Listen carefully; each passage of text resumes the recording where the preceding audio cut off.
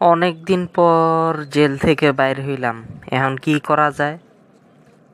Idea, মন্দির বানামো। মন্দির মন্দির ঠিক মনে পড়ছে।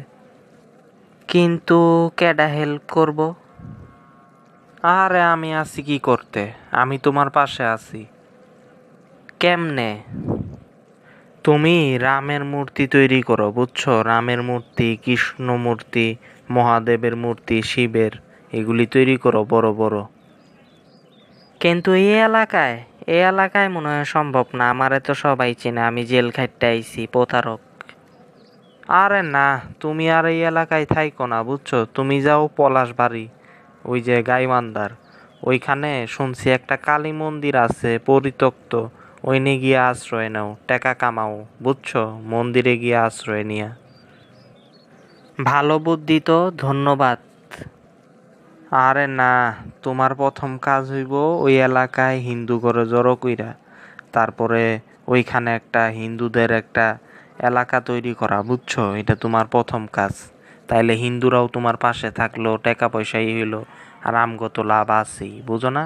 এমনিই কিন্তু তোমার পাশে নাই, আমগো কথা মতো কাজ করতে হইব। ঠিক আছে, ঠিক আছে। কি হরিদাস, রামের মূর্তি তৈরি করতাছ? আমরা কিন্তু সব জানি তুমি ছিলা তাওহীদ।